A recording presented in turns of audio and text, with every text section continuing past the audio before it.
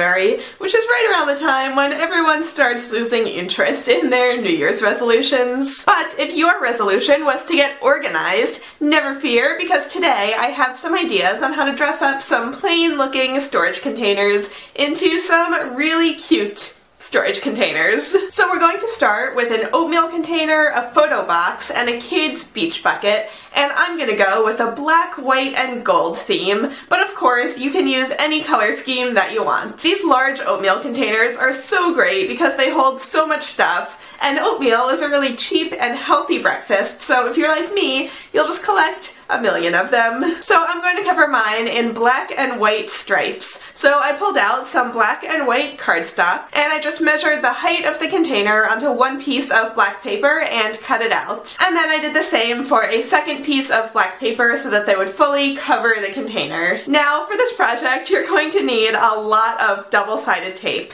So make sure that you have a full roll. Cover the outline of one piece of the black paper with double-sided tape and then press it onto the container. And then do the same with the other piece of paper so that the container is fully black. Now to make stripes, I cut out stripes that were the width of my ruler from white cardstock. I needed 2 pieces of paper to go around the entire container, so I just taped them together with double-sided tape and then trimmed off any excess tape. And then I added a piece of tape to one end as well as in the middle. And then I just pressed the middle onto the container and pulled the 2 ends around to make a white stripe. I repeated this 2 more times, and then for the final stripe, I had to cut it down to fit the height of the container. But then I could just use the bottom of the container as a guide, and I just pressed it on there. And there you go, a graphic striped storage container. Pro tip, make sure you line up one side of the seams so that it looks extra neat. But now the outside looks so cool, but the inside is kinda boring. So I cut down some cardstock that would fit inside the container, and I covered it with double-sided tape. And then I took this gold foil wrapping paper and used it to cover the cardstock.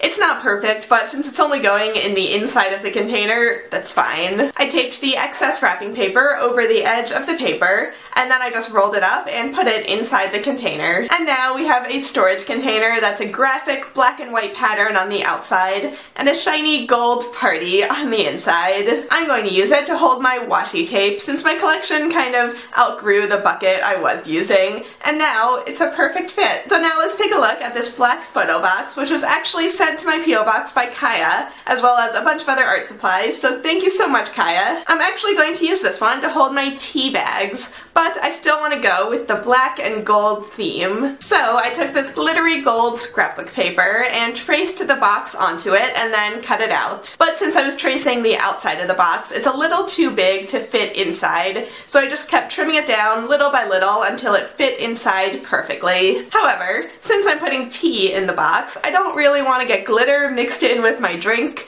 so to make sure that the glitter doesn't come off the paper, I just gave it a thin coat of Mod Podge. Once it was dry, I just put a little more double-sided tape on the bottom and stuck it into the box. But for the top of the box, I wanted to continue with the tea theme, so I pulled up an image of a teacup on my iPad and lightly traced it onto computer paper. Then I went over the outline again to get a really nicely defined shape and cut it out to make a pattern. I traced the pattern onto the back of the gold cardstock and cut it out. So I ended up with this really cute gold teacup along with a small piece of cardstock that I cut to look like a tea bag. So now to attach it to the top of the box, I just cut a small piece of thread to tape onto both of them, and then I just used double-sided tape to tape the whole thing to the top of the box. So now I can just fill it up and feel super fancy every time I want a cup of tea. And finally, the beach bucket. It started out as this really bright yellow and blue, so the first step was to take it outside and spray paint it gold.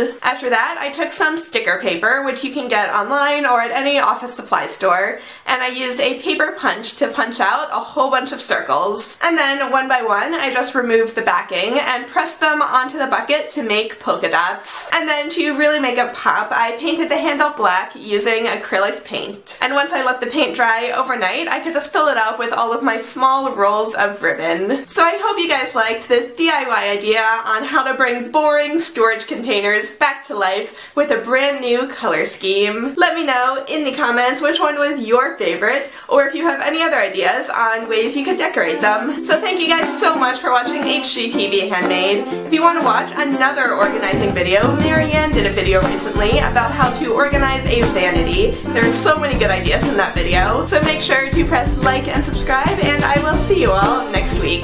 Bye everyone!